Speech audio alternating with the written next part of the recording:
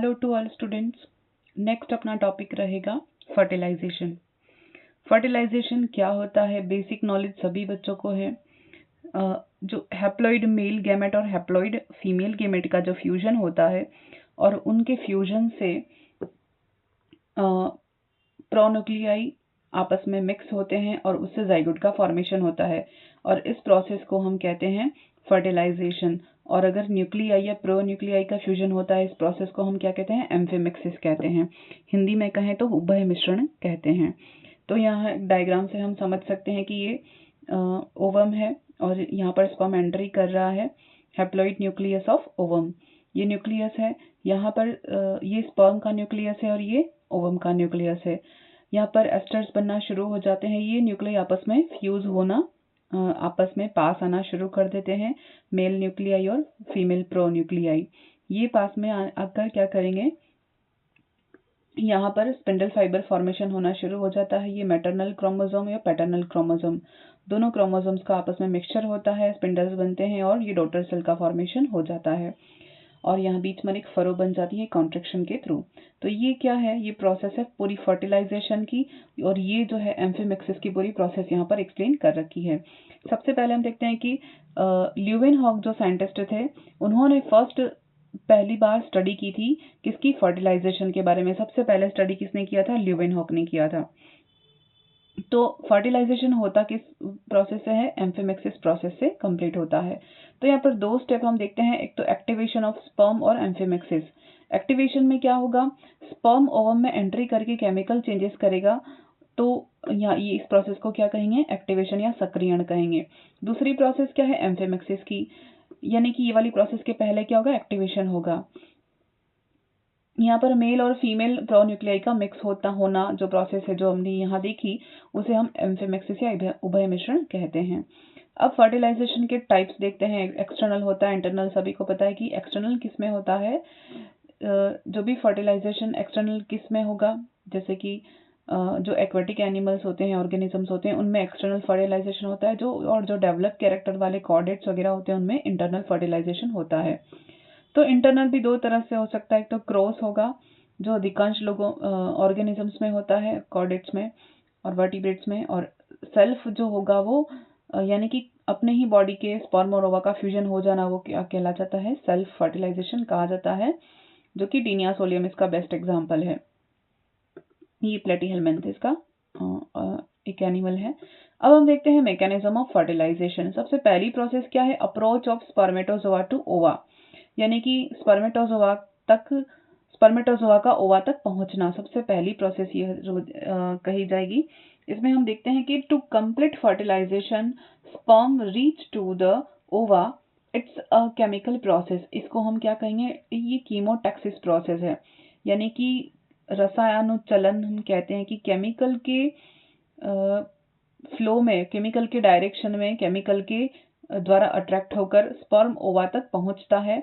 Sperm release anti-fertilizing enzymes and egg release fertilizing enzymes. They attract to each other and sperm stick to the vitelline membrane of ova. Fertilizing and anti-fertilizants are species specific.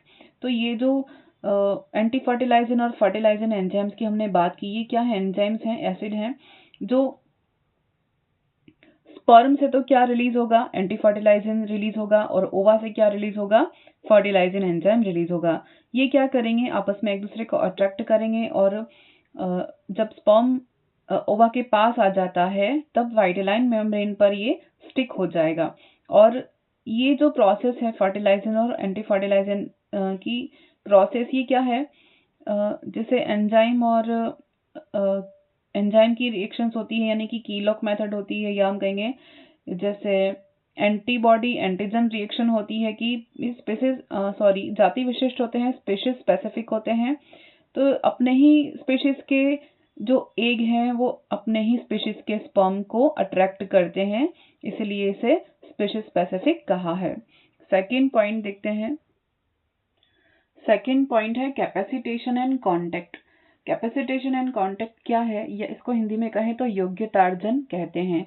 यानी क्या है कि sperm and ova are species specific, it's a chemical process, ये एक जाति विशिष्ट प्रक्रिया होती है।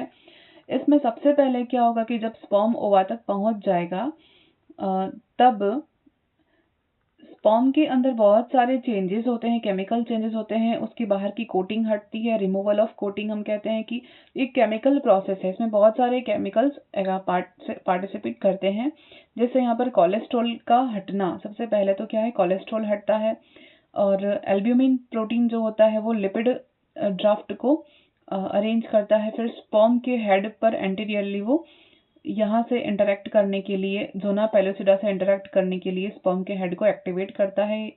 और फिर प्रोटीन चेंजेस होते हैं, जैसे प्रोटीन है, कार्बोहाइड्रेट लॉस और ब्लॉकिंग एजेंट्स को ये रिमूव करता है। उसके बाद पोटेशियम मूव्स आउटसाइड, पोटेशियम बाहर की ओर चले जाते हैं और कैल्शियम इनसाइड अंदर की ओर मूव कर जाते हैं। और कैस्पर प्रोटीन जो है यहाँ पर एक्टिवेट होता है। यहाँ पर बाइकार्बोनेट आयन भी अंदर की ओर मूव कर जाते हैं। एक यहाँ पर स्पर्म एडेनाइलेट साइक्लेज जो होता है वो एटीपी को यहाँ पर क्या करेगा, सीएमपी में कन्वर्ट करेगा। उसके बाद ये किसको एक्टिवेट करेगा, प्रोटीन काइनेस एंजाइम को मैसेज देगा जिससे कि फॉस्फोराइलेशन प्रोसेस होगी। और ये क्या करेगा, एक्टिव टायरोसिन काइनेस यानी कि टायरोसिन काइनेस को फॉस्फोराइलेस करेगा और यहाँ पर प्रोटीन को, अदर प्रोटीन को एक्टिवेट करेगा, जिससे कि कैपेसिटेशन की प्रक्रिया के लिए कंप्लीट यहाँ हो जाएगी। तो यहाँ क्या हो रहा है, पूरी केमिकल रिएक्शंस हो रही, केमिकल चेंजेस हो रहे हैं, जिससे कि स्पर्म के बाहर की जो कोटिंग है वो रिमूव हो जाती है, ताकि स्पर्म जो है वो एग को पेनिट्रेट करने के लिए रेडी हो जाए। तो ये सारी प्रोसेस क्या कही जाती है, कैपेसिटेशन की कही जाती है। फिर हम देखते हैं थर्ड है एक्रोसोमल रिएक्शन एंड पेनिट्रेशन। अब स्पर्म क्या है, पेनिट्रेशन के लिए तैयार हो जाता है और एक्रोसोमल रिएक्शन के लिए तैयार हो जाता है। तो 3 स्टेप में डिवाइड किया गया है इसको। Sperm entry by way of micropyle, जब स्पर्म एंट्री करता है माइक्रोपाइल के थ्रू, जो कि ओवा का एक छिद्र होता है, with the help of lytic substance, यानी लाइटिक सब्सटेंस के थ्रू एग के बाहर की जो लेयर है उसको क्या करेगा, लाइसिस करेंगे। और जो होता है हाइलुरोनिक एसिड जो होता है, ये क्या करेगा, स्पर्म से रिलीज होता है और एग के बाहर की लेयर को ये क्या करेगा, डिसइंटीग्रेट करेगा, डीजनरेट करेगा, जिससे कि स्पर्म को अंदर जाने के लिए एंट्री मिल जाए। तो यहाँ पर एक्रोसोमल रिएक्शन, यहाँ पर आपको डायग्राम के थ्रू, यहाँ पर ये स्पर्म का न्यूक्लियस है, ये न्यूक्लियर मेम्ब्रेन है स्पर्म का। अब और ये है प्री एक्रोसोमल मटेरियल, यहाँ पर एक एक्रोसोमल कॉन का फॉर्मेशन भी होता है, ये एक्रोसोमल मेम्ब्रेन है। और ये स्पर्म की प्लाज्मा मेम्ब्रेन है। और ये क्या है, एग एनवलप, यानी अंडे की एनवलप तक आने के लिए इसमें इतने सारे चेंजेस आते हैं, एक्रोसोमल कॉन फॉर्मेशन होता है यहाँ पर। अब फिर स्पर्म प्रोन्यूक्लियाई, यहाँ पर एक्रोसोमल ट्यूब का फॉर्मेशन होगा और कैविटी ऑफ एक्रोसोमल ये बनेगी, यहाँ पर एक्रोसोमल ग्रेन्यूल का फॉर्मेशन होगा। अभी इसको आगे हम देखेंगे और अच्छे से। और ये यहाँ पर स्पर्म ने एंट्री कर ली, यहाँ पर यानी स्टिक हो जाता है, पोलर बॉडीज बन जाती हैं। और ये एग की लेयर है, यहाँ पर स्पर्म ने स्टिक कर लिया और इसके अंदर भी बहुत सारे चेंजेस आने लग जाते हैं, एग के लेयर के अंदर भी बहुत सारे चेंजेस आते हैं, आगे हम डायग्राम में देखते हैं। तो ये डायग्राम है एग का, यहाँ पर ये एग की मेम्ब्रेन हो गई, ये प्लाज्मा मेम्ब्रेन है, फिर कॉर्टिकल ग्रेन्यूल्स हैं, प्री वाइटिलाइन स्पेस है, वाइटिलाइन मेम्ब्रेन है, ये एग का साइटोप्लाज्म है और ये ज़ोना पेलोसिडा लेयर है। अब हम देखते हैं कि सबसे पहले क्या होगा, स्पर्म आएगा और स्पर्म यहाँ पर एग के साथ कांटेक्ट करने की कोशिश करेगा। उसके बाद यहाँ पर एक्रोसोमल रिएक्शन होगी, जो किसके साथ अटैच होने की कोशिश करेगा, ज़ोना पेलोसिडा के साथ अटैच होने की कोशिश करेगा। और स्पर्म से क्या रिलीज होगा, हाइलुरोनिक एसिड का यहाँ पर रिलीज होगा। अब उसके बाद यहाँ पर acrosome reacts with perivitelline space. तो जब इसने ज़ोना पेलोसिडा को पेनिट्रेट कर दिया हाइलुरोनिक एसिड सिक्रेट करके, उसके बाद क्या होगा, ये इसके साथ है, उसके बाद क्या होगा, ये प्री वाइटिलाइन स्पेस में एंट्री कर जाएगा। नेक्स्ट जब plasma membrane of sperm and egg fuse, यानी क्या हो जाएगा, plasma membrane of egg sperm की प्लाज्मा मेम्ब्रेन और एग दोनों की प्लाज्मा मेम्ब्रेन क्या हो जाएगी, फ्यूज हो जाएंगी। और स्पर्म का न्यूक्लियस क्या है, एग के न्यूक्लियस के अंदर एंटर कर जाएगा, एग के अंदर एंटर कर जाएगा। फिर cortical granules, plasma membrane cortical granules fuse with egg plasma membrane which renders with the vitelline layers impermeable to sperm। यानी क्या करेंगे, cortical granules क्या करेंगे, एग के जो प्लाज्मा मेम्ब्रेन है उसको ये फ्यूज करने की कोशिश करेंगे, फ्यूज करेंगे ताकि स्पर्म जो है वो एंटर कर जाए और वाइटलाइन मेम्ब्रेन जो होती है वहां तक ये स्पर्म एंट्री कर जाए। अब क्या होगा, जब एक स्पर्म एंट्री कर जाएगा उसके बाद ये प्लाज्मा मेम्ब्रेन क्या हो जाती है, हार्ड हो जाती है, जिससे कि अदर स्पर्म को यहाँ पर एंट्री नहीं मिलती है। तो यहाँ पर हम एक साइंटिस्ट हैं लिली, उन्होंने सबसे पहले क्या प्रपोज किया था, फर्टिलाइजेशन की थ्योरी प्रपोज की थी, सी अर्चिन में स्टडी किया था। और फर्टिलाइजेशन और एंटी फर्टिलाइजेशन रिएक्शन के बारे में किसने बताया, लिली ने बताया था। ये क्या प्रोसेस है, जैसे according to this theory egg secrets a chemical, जैसे हमने पहले देखा फर्टिलाइजिन जो कि ग्लाइकोप्रोटीन है वो सिक्रेट करता है। स्पर्म में क्या सिक्रेट होता है, स्पर्म से एंटी फर्टिलाइजेशन यानी अमीनो एसिड सिक्रेट होते हैं। अब ये क्या करेंगे, the idea of fertilisation was known to Leeuwenhoek, हमने देख लिया था सबसे पहले। फर्टिलाइजेशन कहाँ होता है, एम्प्यूली में होता है। फिर अराइवल ऑफ स्पर्म, जब इंसेमिनेशन प्रोसेस होगी तब कितने स्पर्म, लगभग 300 मिलियन तक स्पर्म रिलीज होते हैं।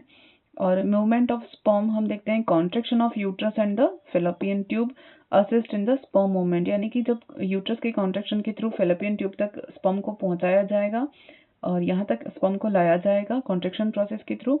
और अराइवल ऑफ सेकेंडरी oocyte, जब सेकेंडरी oocyte स्टेज होती है तब एग यहाँ पर ओव्यूलेशन की प्रोसेस से रिलीज होगा और 14th डे हमें पता है ओव्यूलेशन होता है।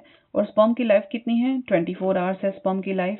अब दूसरी प्रोसेस है कैपेसिटेशन ऑफ स्पर्म, हमने जो देखी थी वही कि यहाँ पर कैपेसिटेशन प्रोसेस को फिर से एक बार समझा देते हैं कि ये जो स्पर्म है इसके बाहर बहुत सारे इस तरह से यहाँ पर अरेंज्ड हैं जो कि जिसको रिमूव करना, जो एक कोटिंग है, इस कोटिंग को रिमूव करना होता है जो कि स्पर्म की एंट्री, स्पर्म को एग में एंट्री करने के लिए हेल्प करता है। तो ये एपिडिडाइमल यहाँ पर स्टेज में यहाँ पर इसकी कोटिंग होती है।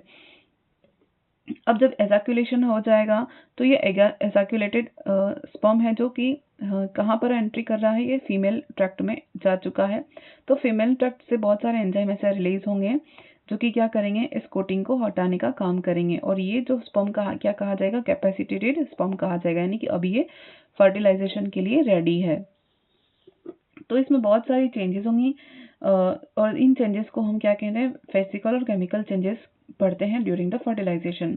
पहली एक्रोसोमल रिएक्शन हमने पढ़ी, उसमें क्या क्या चेंजेस देखे फिर से देख लेते हैं एक बार पॉइंट के फॉर्म में। Chemical content in the chromosome, यानी कि क्रोमोसोम में बहुत सारे केमिकल कंटेंट होते हैं और हाइलुरोनिक एसिड जो होता है या एंजाइम होता है जो स्पर्म से रिलीज होता है।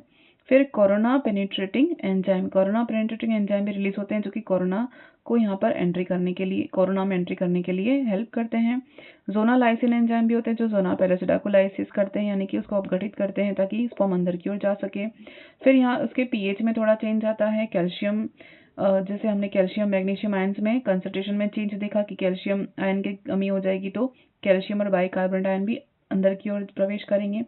फिर टेम्परेचर जो होता है एम्प्यूली का वो बहुत इससे स्पर्म के टेम्परेचर से थोड़ा ज़्यादा होता है, इसलिए ये टेम्परेचर मेंटेन करने का काम करेंगे। ये टेम्परेचर क्या करेगा, थर्मोटैक्सिस रिएक्शन, कौन सी रिएक्शन, थर्मोटैक्सिस रिएक्शन करेंगे स्पर्म ताकि वो एम्प्यूला की ओर मूव कर सके।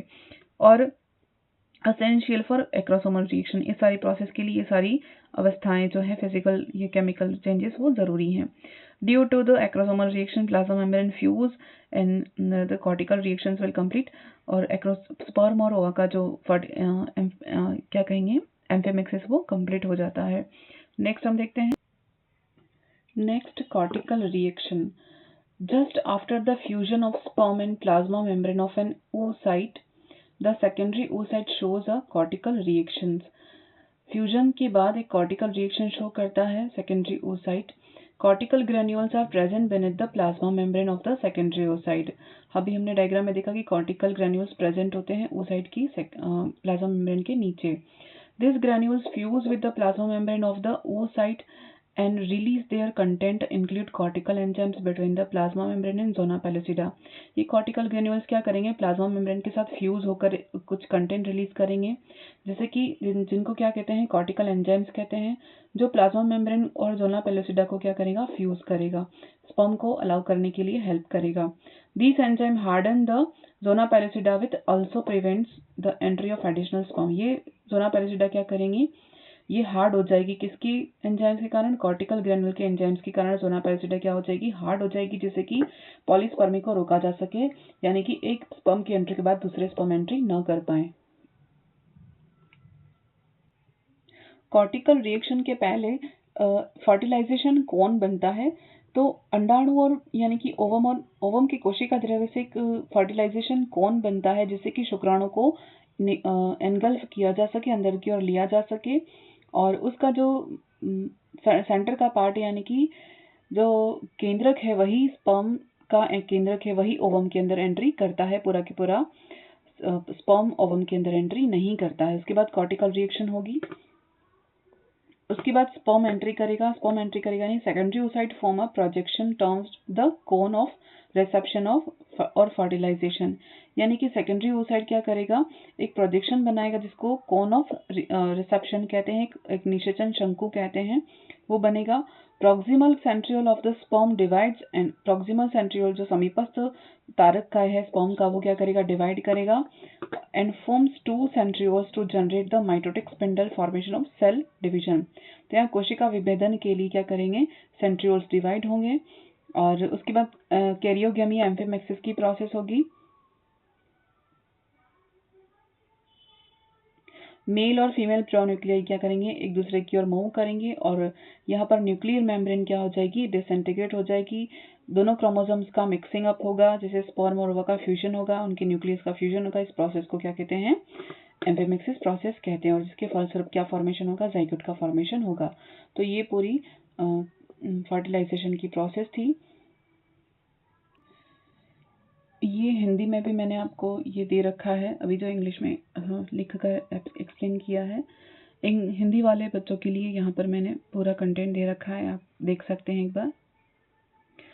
स्पर्म का अंडाणु तक उपगमन और सारी प्रोसेस जो मैंने वहाँ समझाई वो पूरी यहाँ पर लिख रखी हैं, यू कैन सी। और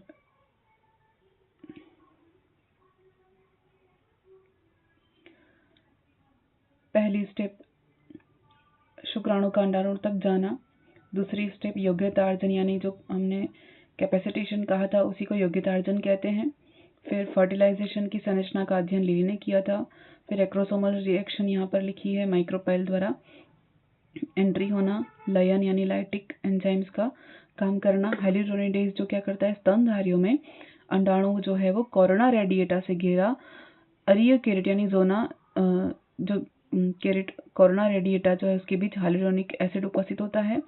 ये शुक्राणु द्वारा हाइल्यूरोनिडेज एंजाइम क्या करता है, शुक्राणु के मार्ग को क्लीन करता है, यानी कि उसके उपस्थित जितने भी ब्रेक जो हैं बैरियर उनको क्या करेगा, या उसके ऊपर जो कोटिंग है उसको रिमूव करेगा। एक्रोसोमल रिएक्शन देखी फिर हमने, एक्रोसोमल रिएक्शन हमने अभी समझी थी। फिर अंडाणु का एक्टिवेशन सक्रियण होगा, फिर निषेचन कौन बनेगा, और कॉर्टिकल रिएक्शन होगी, ये पूरी हमने यहाँ पर देखी है।